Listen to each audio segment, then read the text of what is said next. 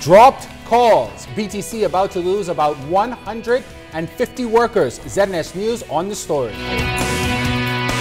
Money matters. The mid-year budget still on the floor in Parliament. Find out what it's going to mean for you.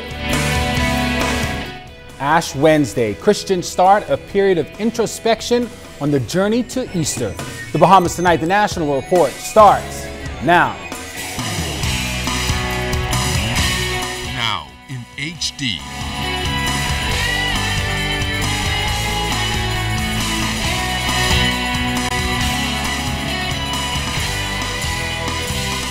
ZNS Network presents The Bahamas Tonight. This portion of the news brought to you by BTC Every Day. More job cuts on the way at the country's premier telephone service company as competition moves in. Good evening, everyone. I'm Charisma Robinson. And I'm Chris Saunders. Thank you so much for joining us.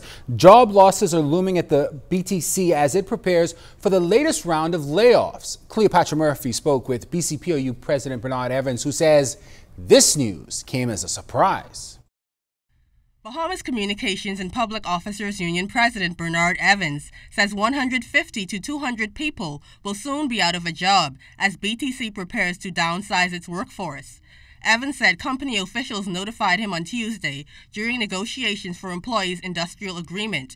He adds that while BTC claims the move is to prepare for competition, he does not buy it. They try very feebly to give some kind of justification, but we know that cable and wireless for the last 4 or 5 years, certainly the last 3 years, have embarked on a $100 million operational expense reduction, or a reduction in operational expenses. And we know that at least 70–80% of those, of that $100 million, will come via headcount reduction. Evans says employees have until March 6 to accept the packages, and BTC intends to begin separations by March 31st. This would be the second downsizing since 2012, where nearly 600 employees left after being offered voluntary separation packages. He adds that the new voluntary separation packages are on par with 2012, with employees being offered about 2 years' salary, but says there are now other considerations. Given that things have increased, given that the company has benefited banner years each year, each succeeding year after the sale, they've recognized record profits and all that, and we thought we should share in that. Evans met with employees Wednesday and says morale among them is low. He says there were rumblings of possible layoffs in late 2014, and government was able to intervene. He says he does not know what would have changed in 2 months. They're very, very, very concerned. You know, the uncertainty, the impromptu notification of it, without proper dialogue. As for the union's next move, Evans says it works on behalf of employees. Members want to express their feelings, and we'll be guided by those expressions. And I have no doubt that you'll be back here asking us for that. Cleopatra Murphy, ZNS Network News. The eyes of the region will focus on the Bahamas next week as the country hosts the 26th intersessional meeting of CARICOM. The CARICOM heads will meet at the Melia Nassau Beach Resort next week, Thursday and Friday. And before those meetings, regional foreign ministers will also gather for special sessions.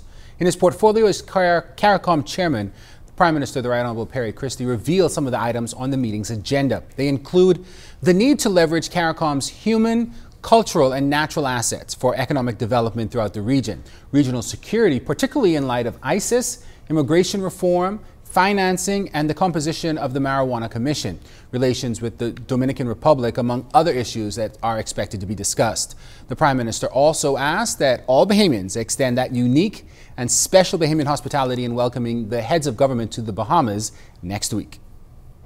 Debate continued on the mid-year budget in the House of Assembly today, but before it got underway, Member of Parliament for Long Island, Loretta Butler Turner, sought to clear her name regarding comments she made in the previous House sitting on the heads of agreement made between government and Bahama officials. Janine Noel Ferguson was there and has the story.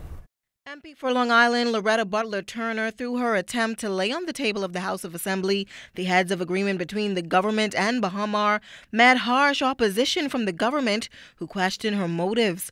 Butler Turner said that during the debate on Monday, her reputation was brought into question. Now on Monday, Butler Turner suggested that the previous F&M administration met an incomplete heads of agreement in place. In 2006, before any work had begun on any aspect of the development, the Christie government once again entered into negotiation for the project to be doubled in size to $2 billion. Minister of Tourism Obi Wilshcombe quickly rose on a point of order, demanding that Butler Turner get to the point. Lay the documents. No, she got to say what's in the the documents, Mr. Speaker. We've heard what she said. Let her lay her documents, and we will assess her documents. And certainly we'll be responding, Mr. Speaker, but have her lay the. But it was Deputy Prime Minister Philip Davis who sought to bring some resolution to the issue. The very document she lays on the table, to vindicate her integrity, speaks to a completed heads of agreement. This document says these amended. So what you're amending? Something that's been done. Restated, what you're doing? You're restating something that has already been stated. Right? This is what she's saying. These amended and restated heads of agreement are made, and guess when? On the 31st of January, 2011. Now the Long Island MP tabled that document, and debate on the mid-year budget continued. Janae Noel Ferguson, ZNS Network News. Minister of Agriculture and Marine Resources, the Honorable V. Alfred Gray, also contributing to the mid-year budget this morning, detailing a number of projects that are on tap for his Mike Howell constituency. Additionally, he said that when the Bahamas Agricultural and Marine Sciences Institute, or BAMSI, is fully completed, it will be the envy of the region. The minister also revealed that the Potter's Key Dock will receive a facelift, making it more customer-friendly. Most importantly, he said, his ministry will be placing fishing officers, on every family island to ensure the further protection of our marine resources. He discussed the issue outside of the House of Assembly today, noting that this will also increase employment and the increased crackdown on the vexing problem of poaching. They will be our police officers, so to speak, in the fisheries department, so that whenever an infraction takes place, they will report it to the local police. The arrests could be made, the perpetrators taken to court, and thereby we will police the fisheries department in a more sustained way, rather than every now and then we come across an island where there was an infraction, but because we didn't have a fisheries officer, there was nobody to marshal evidence and bring these people before the court. So we're looking forward to, and of course the fisheries officers will be expected to assist fishermen in the understanding of the fisheries rules, the fisheries laws, and so we will need to train them first so that when they go to the family islands, they will know what their jobs are. Still from the House of Assembly, the Minister of Youth, Sports and Culture, the Honorable Dr. Danny Johnson, said that with limited funding, his ministry has been able to achieve success, but he is pushing for more focus on the nation's youth. He said the first national youth policy will be implemented in the next 6 weeks. He also made a special request that he said could help the nation's youth in a major way. We're going to be asking for this country to give us one national youth center. One. Not two, not three, not five, just one. We need a place, a hub for young people to come where they could get all of the things in a one-stop shop that they deserve. We have in here the big issues surrounding youth, the mission, value statement, and motto of youth, defining their contributions, the principles and strategies expected to impact youth, youth and immigration, youth and self-awareness, identity, national identity. We have these problems with immigration now, and people don't know if they're coming or going. If you want to be Bahamian, this is what you got to be. Employment and social enterprise. Young professionals who are coming back to the Bahamas and don't know where their place is in this puzzle. Health and sustainable livelihoods. The environment. Youth in conflict with the law. Youth, justice, and safety. Some of the young fellas I talk to, they don't think they could get justice. And they sure, right now, they don't feel safe.